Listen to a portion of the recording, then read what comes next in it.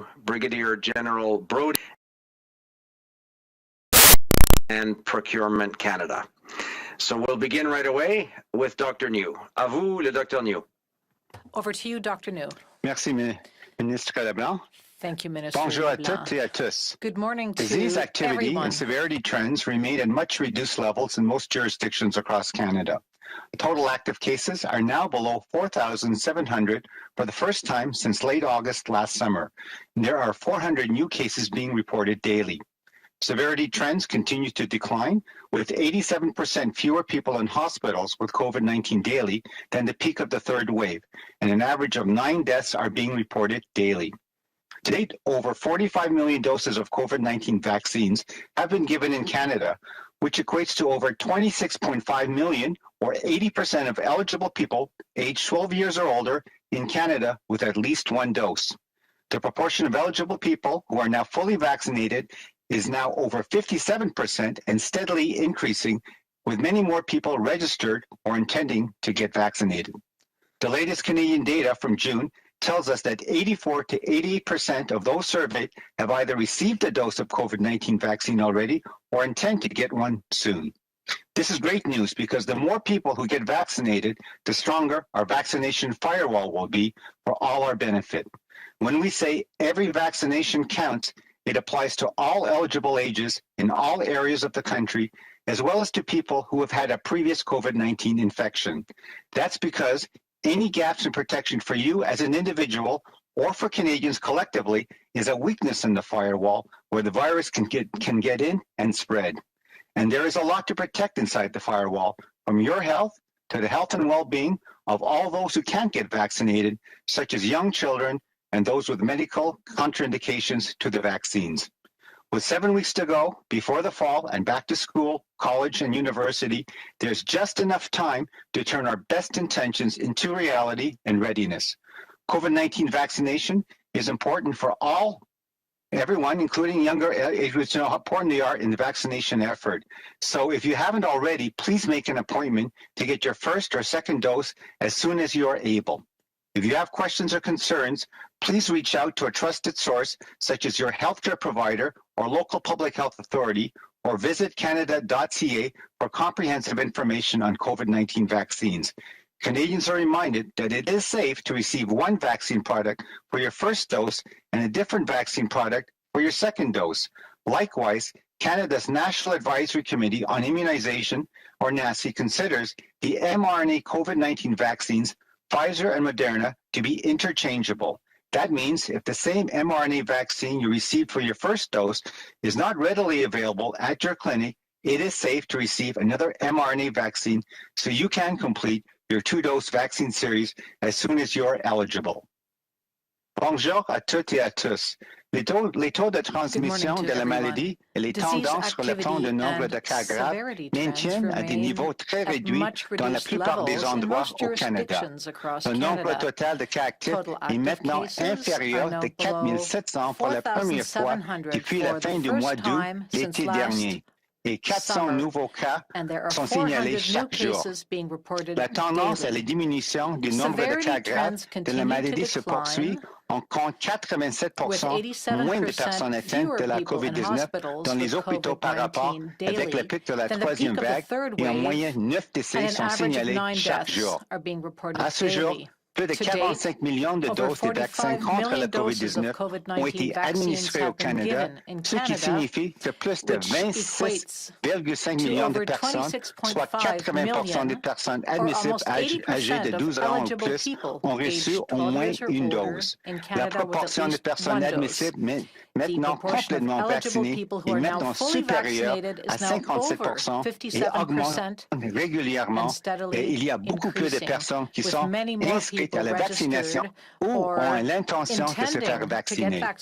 Les plus récentes données canadiennes Les The cas latest datent de Canadian juin data from indiquent que June 84 tells à us that 88% 84 des to personnes 88% interrogées ont of those déjà surveyed reçu une dose de have vaccin contre le either received a COVID-19 dose of ou ont COVID-19 vaccine l'intention de se already faire or vacciner intend prochainement. to get one Il s'agit soon. d'une excellente This nouvelle, is car great plus le news nombre de personnes because qui the se more font people who vacciner get est élevé, vaccinated, plus notre the pare-feu stronger vaccinal sera our solide, dans notre vaccination intérêt à firewall will tous. be for Lorsque all, nous for the disons que benefit of chaque all of us. vaccination compte, nous When we parlons de say toutes les tranches every d'âge vaccination admissibles, counts, it dans applies toutes les to régions all du pays eligible et de ages toutes in les all personnes areas of qui the ont country, déjà as well as to people contracté who have la had a previous COVID-19. COVID-19 En effet, infection. toute lacune dans votre That's because protection à vous any et celle de la gaps in population protection for canadienne you as an est une individual or for faille dans le Canadians pare-feu par collectively laquelle is a le virus peut weakness in the pénétrer et firewall se where the virus propager. can get in Et and ce spread. pare-feu protège beaucoup de choses, And de there votre santé is a lot to personnelle protect inside à the la santé et au firewall, from bien-être your de health tous to ceux the qui ne health peuvent and pas être well-being of vaccinés, all those who comme les jeunes cannot get enfants et les vaccinated, such personnes as pour young lesquelles les children, vaccins or sont those with medical contre-indiqués pour des raisons contraindications médicales. to the À cette vaccines. semaine de l'automne et de retour à With l'école, 7 au weeks to go collège et before à the fall l'université, and il reste back juste to assez de school, temps college, pour and donner suite university, there's à nos just meilleures enough time to turn intentions our et à best nous préparer. intentions into La reality vaccination and contre la readiness. COVID-19 est COVID-19 important vaccination pour is tous ceux important for qui se all trouvent dans les eligible groupes d'âge age admissibles. groups. Donc, avec ce dernier appel, So in à vous this retrousser latest les manches, reminder je veux que tous, y compris les plus for jeunes, the call sachent à quel to point arms, ils I sont want importants everyone, dans l'effort de including younger vaccination. eligible Si vous ne age l'avez pas groups, to know encore how fait, prenez important rendez-vous they pour are recevoir in votre the première vaccination ou effort. deuxième dose If you dès que vous le haven't done so pouvez. already, please Si make an vous avez des appointment to get questions your ou des first or second préoccupations, dose as soon as you're able adressez-vous à to. une source fiable If you have comme any votre questions or fournisseur de soins de concerns, please santé reach out to ou a les trusted source, autorités such as your locales de santé healthcare publique provider ou visitez or local public canada.ca health pour authority, obtenir des or visit renseignements complets sur les vaccins contre la canada.ca for COVID-19. comprehensive Nous information on aimerions rappeler aux COVID-19 Canadiens vaccines. qu'il est We would sécuritaire like de to recevoir une remind première Canadians dose that it is d'un safe produit to receive vaccinal one et une vaccine deuxième dose product d'un for your produit first dose and différent. a different De même, le vaccine Comité product for your consultatif second national de dose. l'immunisation ou Likewise, CCNI Canada's du National Canada Advisory considère que Committee les on vaccins contre la Immunization COVID-19 considers the à mRNA ARN messager, COVID-19 Pfizer et vaccines, Moderna sont Pfizer and interchangeables. Moderna, to be Cela signifie interchangeable. que si le That même means vaccin if the ARN same même que mRNA vous avez reçu pour vaccine votre you première received for dose your n'est pas first dose is not immédiatement readily disponible à votre available at clinique, your un clinic, autre vaccin à it's safe to ARN receive messager another sera sûr mRNA pour vaccine compléter votre so you série de can 2 doses de complete vaccin your dès two-dose que vous êtes vaccine admissible. series as soon as Merci. you're eligible. Thank you. Thank you, Miigwech. Miigwech. Thank you very much, Dr. New, and we'll now turn to Brigadier General Brody. So over to you, General. Thank you, Minister. This week, we are bringing in 7.1 million doses of COVID-19 vaccines, including 4 million Moderna and 3.1 million doses of Pfizer-BioNTech. By Friday, we anticipate 63 million doses in Canada. We expect to cross the 66 million threshold next week, which will signal that there are sufficient doses in country to vaccinate every currently eligible Canadian. But it is important to note that our domestic vaccine requirements do not end there. Canada will need continuing access to vaccines for newly eligible populations and for additional doses over time as the virus evolves. We also need the flexibility to pivot doses to support our donation efforts. With this in mind, we are managing Canada's COVID-19 vaccine supply strategically to ensure vaccines are stewarded to best support Canada's evolving domestic needs and optimize ways to support global vaccination efforts. Canada's strategic vaccine supply is the framework by which we balance our national vaccine portfolio. It includes vaccines produced and provided direct from manufacturers based on Canada's procurement agreements, and doses that are shipped to federal, provincial, and territorial jurisdictions to support the immediate needs of immunization programs. It also includes doses in central inventory allocated to the jurisdictions but held at their request, as well as a small, carefully curated supply to provide an operational buffer for urgent demands. Canada's strategic vaccines supply provides the system and mechanisms to bring in new vaccines as formulations and eligible populations evolve in the coming months, and to route vaccines to where they are needed most, at home and internationally. We continue to closely coordinate with stakeholders and partners to best align supply with demand as we seek to maximize vaccination rates and protect as many people as possible as quickly as possible. Cette semaine, nous apportons 7,1 millions de doses de vaccins contre le COVID-19. This week, we're bringing in 7.1 million doses of COVID-19 vaccines, 4 millions de Moderna et including 4 million 3,1 Moderna millions and de doses 3.1 Pfizer-BioNTech. million doses of D'ici vendredi, Pfizer-BioNTech. nous anticipons By avoir Friday, près de we 63 millions de doses au anticipate Canada. having received Nous 68 prévoyons million franchir doses in le seuil Canada, des and we 66 expect to millions la cross the semaine prochaine, 66 million ce qui threshold signifera next week, qu'il y a assez de which doses will dans le pays signal pour that vacciner there are tous les sufficient Canadiens et Canadiennes doses in country actuellement to vaccinate admissibles. every Mais currently il est eligible important Canadian. de noter que nos But it's besoins important to nationaux note that en our vaccins ne domestic s'arrêtent vaccine pas là. requirements Le do Canada not aura end there. besoin d'un accès Canada continu aux will need vaccins continuing pour les access to populations nouvellement vaccines for admissibles newly et pour les doses eligible supplémentaires populations au and for fil du temps à additional mesure doses over que le time virus as the évolue. virus Nous avons evolves. également besoin We de also flexibilité need the pour faire flexibility pivoter les to doses pour pivot soutenir nos doses efforts de to dons. support our donation Dans cet efforts. esprit, nous gérons With this in mind, stratégiquement we l'approvisionnement en are vaccins de managing Canada Canada's contre le COVID-19 COVID-19 vaccine supply pour nous strategically assurer que les vaccins to soient ensure gérés de vaccines manière à are répondre le stewarded mieux to the best, aux besoins nationaux changeants du rather to pays best support et Canada's optimiser evolving les domestic needs moyens and de soutenir optimize les ways efforts to de support vaccination mondiaux. global vaccination efforts. L'approvisionnement stratégique en vaccins de Canada's Canada strategic est le vaccine cadre avec supply lequel is the nous framework équilibrons notre whereby we will portefeuille balance national de our vaccins. national vaccine Et qu'apprendre des portfolio. vaccins fournis directement par les These fabricants vaccines are selon les produced and accords provided d'approvisionnement directly du Canada, from manufacturers des based on doses qui Canada's sont procurement expédiées aux agreements. fédérales, And provinciales et doses territoriales are shipped pour to répondre aux federal, besoins provincial, and immédiats des territorial programmes jurisdictions to d'immunisation. support the immediate Ça needs inclut of aussi un immunization inventaire programs. central It qui also comprend includes des doses doses allouées aux in a juridictions central à leur inventory demande allocated to et the les doses jurisdictions pour but fournir un held tableau at their request, opérationnel pour les as well as a demandes small, urgentes. carefully curated supply to provide an L'approvisionnement operational stratégique en buffer vaccins for fournit le urgent demands. système et les Canada's mécanismes strategic vaccine pour supply introduire provides les the nouveaux system vaccins and mechanisms au to fur bring et à in mesure new que les vaccines formules et des as populations éligibles formulations and évoluent eligible dans les mois à populations venir evolve in the coming et pour months, acheminer les vaccins and to là où ils sont route le plus vaccines to nécessaires where au they are pays needed the most, et à l'étranger. both at home and Nous abroad. continuons à coordonner We will étroitement continue avec to les parties closely prenantes coordinate et with les partenaires stakeholders and pour partners aligner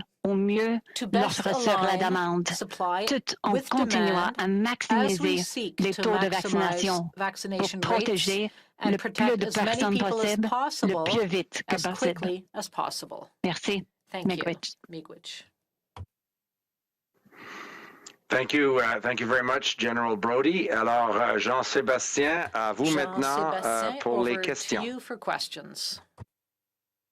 Merci beaucoup, Monsieur le Thank you ministre. very much, Donc, Mr. tel que Minister.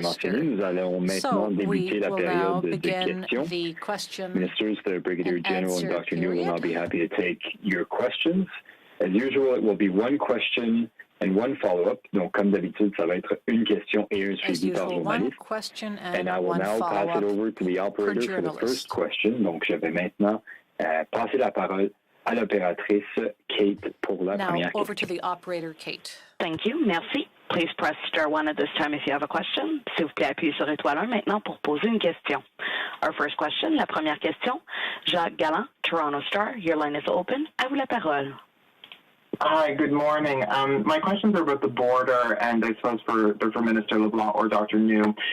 With regards to fully vaccinated travelers, I'm wondering, could you explain why the government decided to keep the requirement for the pre-arrival test, but is removing the requirement for the on-arrival test and replacing that with random testing? Just because I note that the Health Canada expert panel on testing and quarantine had actually recommended doing away with the pre-arrival test, but keeping the on-arrival test. And a number of experts since yesterday have also expressed concern that removing the on-arrival test makes Canada vulnerable to potential new variants in the fall. So I'm wondering if you could provide some justification for those changes. Thanks. Hi, it's Dominic LeBlanc. I'll offer a few comments, but I think Dr. New is also well placed to offer some of the scientific and public health rationale for those measures.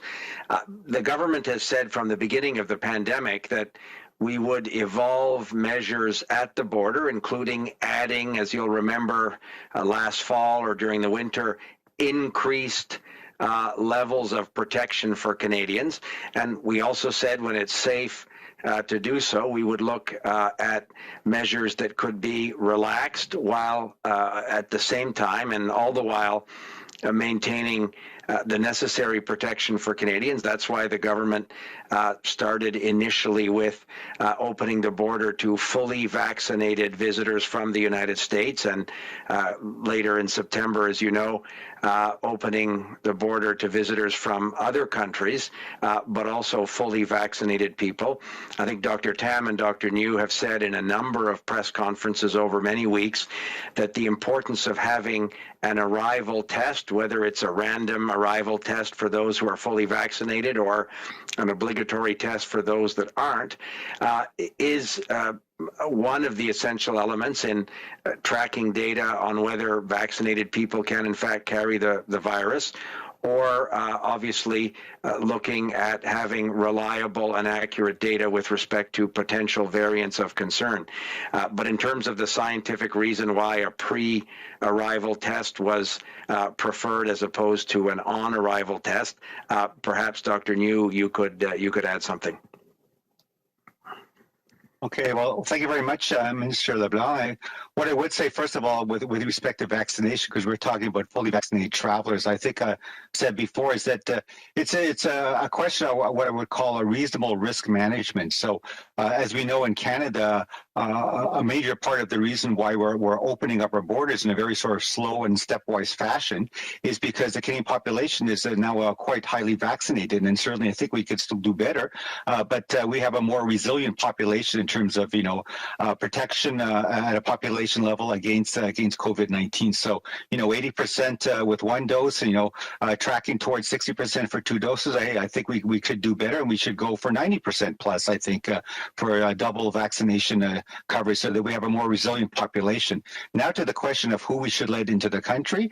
As we know, certainly fully vaccinated travelers, if they have adequate proof, certainly would pose, I would say, a much reduced risk in terms of both importation and then even further transmission of the virus once they enter Canada. The reason for the pre-departure test is that we know that no vaccine's perfect, and also that the test, I think, gives us at least that level of assurance that should someone show up before they even get to Canada with a positive test, and obviously they shouldn't be allowed to, let's say in this case, board a plane and then come to Canada.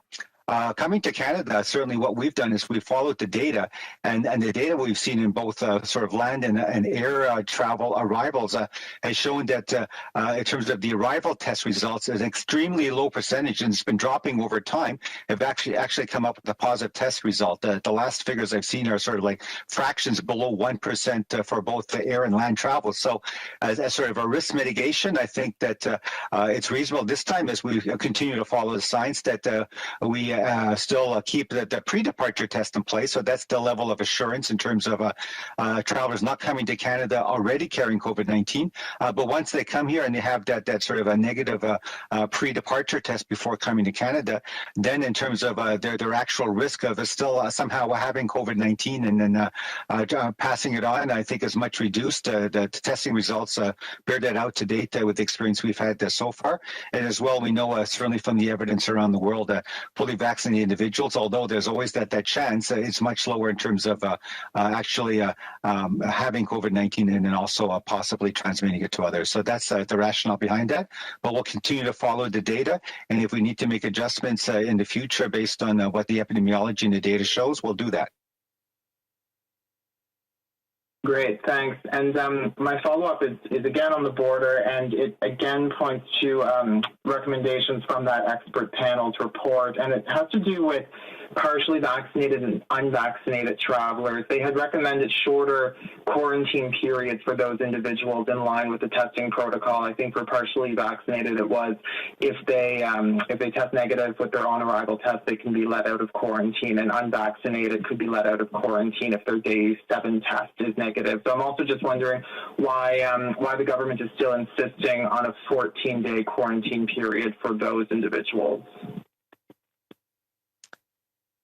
There again, I think obviously respect the considered opinions or recommendations, like you say, from the testing panel. There's a lot of science and evidence that continues to grow every day, and I think at any given point in time, experts can look at data and make their best recommendations based on the data that's available at that point in time.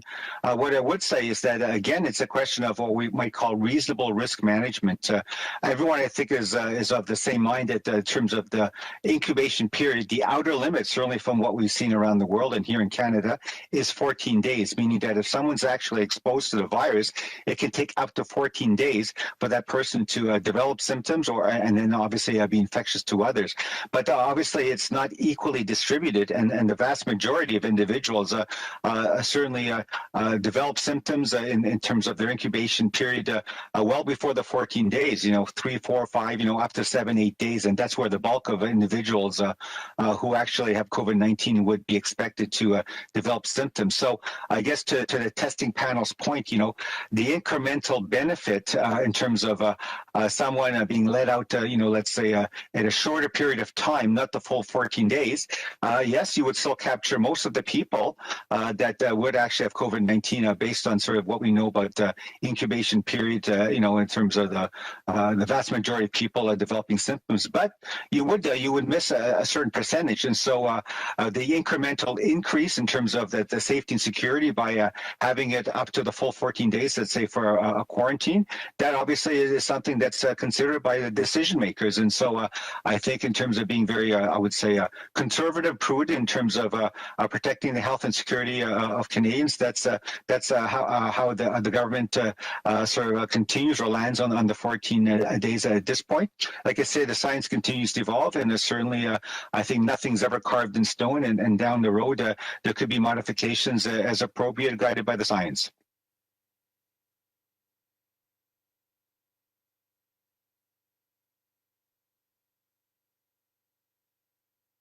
Thank you, Dr. New. And operator, over to you for the next question. Donc, pour la prochaine question. Thank you. Merci. Our next question, la prochaine question. Louis Blouin, Radio-Canada. Your line is open. À vous la parole. Bonjour, une question pour le Dr. New. Ce matin, le premier ministre du Canada a participé à un événement public en Ontario. À sa sortie à l'extérieur, il y a des dizaines de personnes qui l'ont entouré. C'était vraiment un bain de foule. Le premier ministre portait un masque, mais il y a plusieurs personnes qui ne portaient pas de masque autour de lui. La distanciation physique n'était pas respectée. Cette semaine, on a vu d'autres chefs de chefs conservateurs, le chef néo-démocrate sans masque, serrer des mains sur le terrain à l'extérieur, prendre des photos, pas de distanciation. C'est des scènes qui risquent de se répéter beaucoup si une campagne est déclenchée. Alors, ma question est voici, les chefs devraient-ils être plus prudents si on considère la menace du variant Delta? J'aimerais avoir votre avis là-dessus. Merci pour la question. Ce que je peux dire, c'est pour tous les Canadiens et Canadiennes, n'importe qui, c'est toujours important de reconnaître le fait que oui, on n'est pas sorti du bois, on peut dire, des bois maintenant actuellement. On fait un bon travail, je pense, comme dans l'ensemble du pays avec les programmes de vaccination, comme on a déjà constaté, 80% des Canadiens déjà vaccinés. C'est un des plus hauts taux de vaccination partout dans le monde, et aussi pour la deuxième dose. Mais ce qu'on voit aussi dans les autres pays, c'est que c'est pas seulement les programmes de vaccination qui peuvent garantir le succès contre la COVID-19. Et on voit aussi des recrudescences de COVID-19, aussi peut-être aussi à cause de le variant préoccupant Delta, que c'est très important encore de continuer avec les mesures de santé publique à l'échelle de la population, mais aussi des précautions individuelles et à s'appliquer comme les mesures au fur et à mesure, toujours en regardant qu'est-ce qui se passe avec l'épidémiologie. Il faut modifier les mesures de santé publique s'il y a encore peut-être une recrudescence. C'est quelque chose qu'il faut suivre. Concernant le comportement de n'importe qui, je pense que je peux dire que c'est humain, je pense que c'est difficile. On est toujours tanné, on est toujours comme tout le monde est épuisé avec tout ce qui se passe pendant, comme je pense, 18 mois maintenant. Et c'est quelque chose, il faut encore souligner le point. Je pense que oui, on pourra attendre que peut-être de temps en temps n'importe qui peut-être oublie ou peut-être pour un moment peut-être faire ce qui est nécessaire et important, peut-être les distanciations physiques, mais je pense en général, tout le monde comprend que c'est encore important, même si on a peut-être double vaccination. Moi aussi, je continue à porter le masque quand je sors de la maison, même avec une double vaccination, seulement parce que pour moi, c'est une autre couche de protection personnelle. Donc, je pense que c'est quelque chose qu'on peut souligner avec nos efforts d'éducation aussi, d'information pour tout le monde, mais je pense pour l'instant, on est sur le bon voie. Il faut être aussi optimiste. Et si l'été, tout le monde va aller dehors, c'est comme vous avez dit, avec l'été, il y a beaucoup de choses à faire dehors avec les activités. Je pense qu'il faut faire ça avec un peu de prudence, aussi être conscient avec les précautions qu'on peut prendre à l'échelle individuelle. Et je comprends que chaque juridiction a sa propre réglementation, mais les chefs, eux, passent d'une province à l'autre. Quelles seraient les directives que vous recommanderiez pour ce genre d'événements partisans sur le terrain? Les précautions de base, peut-être que les partis devraient respecter pour éviter la contagion. Par exemple, je ne sais pas, s'assurer que tout le monde a reçu ses 2 doses. Bon, le port du masque, la distanciation, quels seraient peut-être les éléments de base que vous recommanderiez? Et pour M. Leblanc, les partis politiques n'ont-ils pas le devoir de donner l'exemple?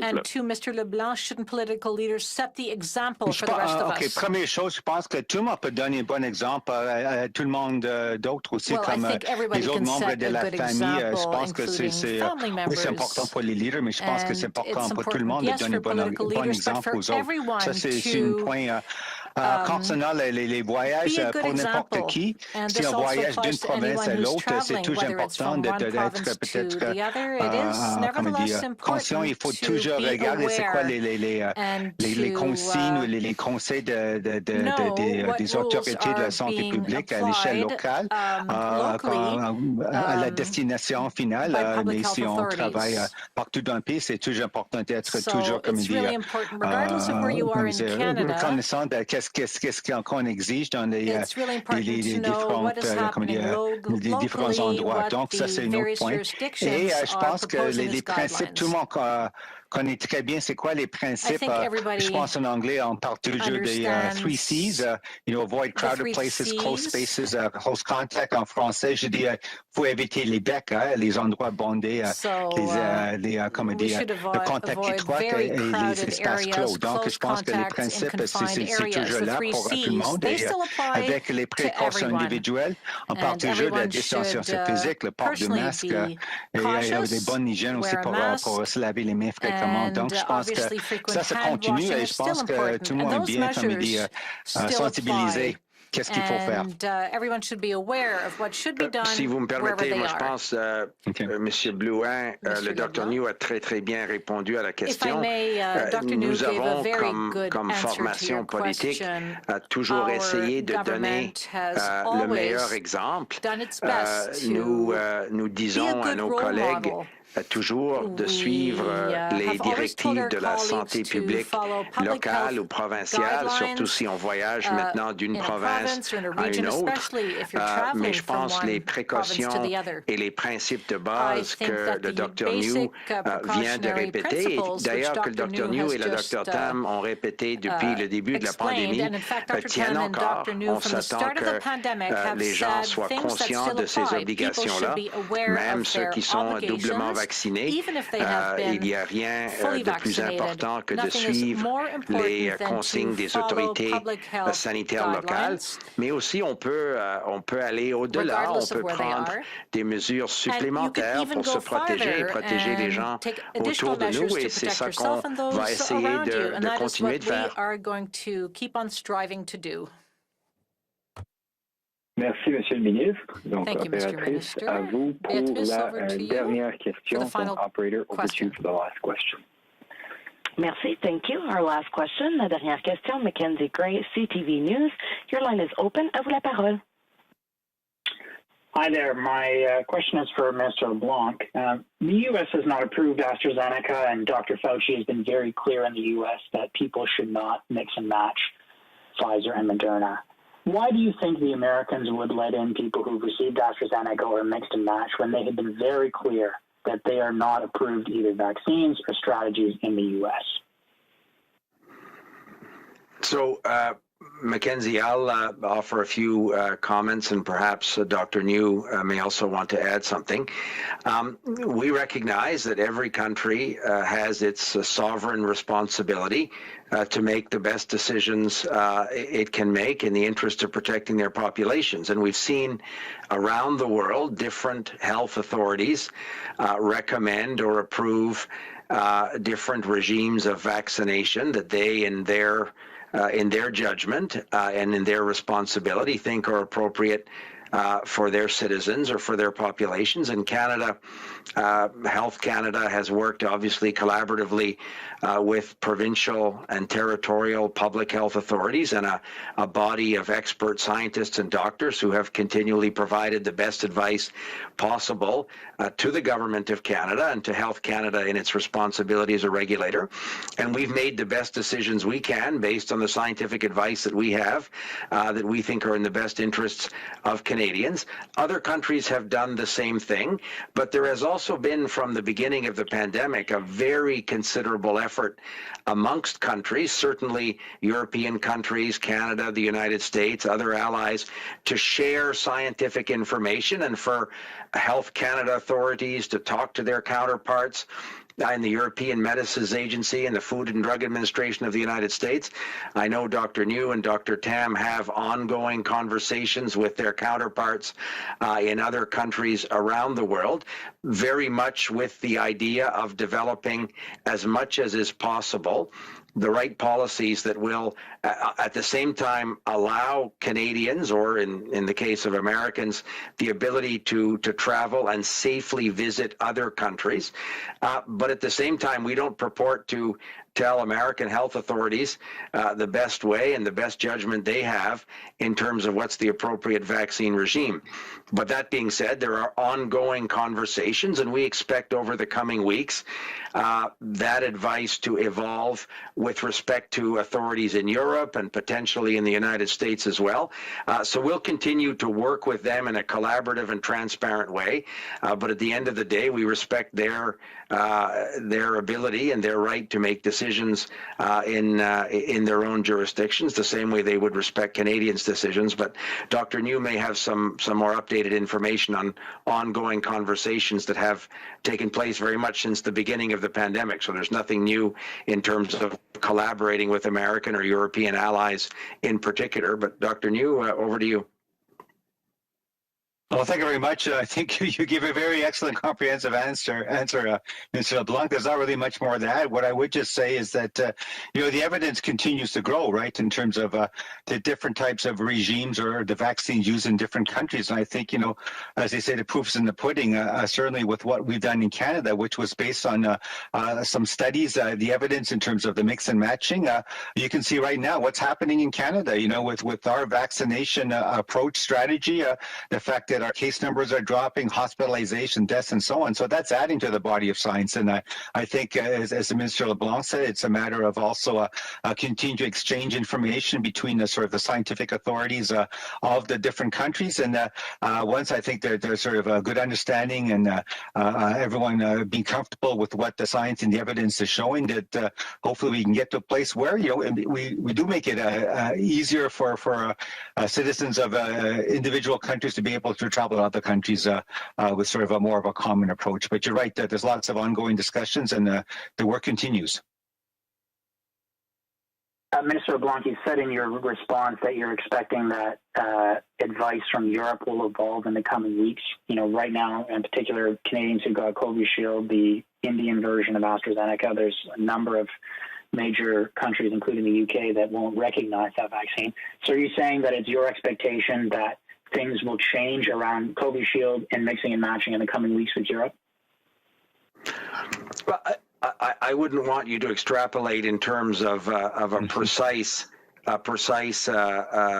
circumstance around one particular vaccine.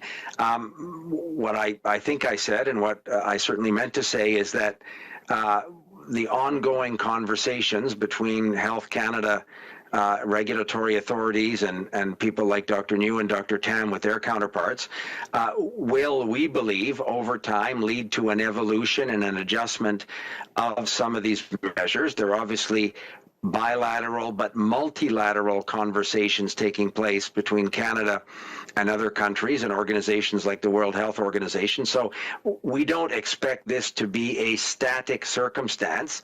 And I think over the next number of weeks and months, there may be revisions provided by health authorities around the world with respect to these vaccine regimes, but we don't have precise information on a particular vaccine in a particular country and when those authorities may choose to adjust their particular advice or their particular decisions. But we know that there are ongoing conversations, as I said, both bilaterally between Canada and various countries, but in multilateral fora as well. So we think and believe over the coming weeks and months, some of these situations will likely evolve, and we'll continue to be engaged in those conversations. But like other countries, we'll continue to make decisions and offer advice that we believe is in the best interest of the health and protection of Canadians. And we obviously respect that other countries will want to do the same thing. But if Dr. New has anything additional to add, he obviously can. No, there's nothing really more to add. Like Mr. LeBlanc answered, the conversation discussions continue as we speak, and like I say, a lot of it has to do with the science and the data that continues to accumulate throughout the world. So I'll leave it at that. Thank you. Thank you, Dr. New, and thank you, Minister LeBlanc. Donc voilà qui met fin à cette conférence de presse. That will mark the end of the press conference. Thank you for being with us today. Merci d'avoir été avec nous aujourd'hui. And operator, over to you. Thank you. Merci. The conference has now ended.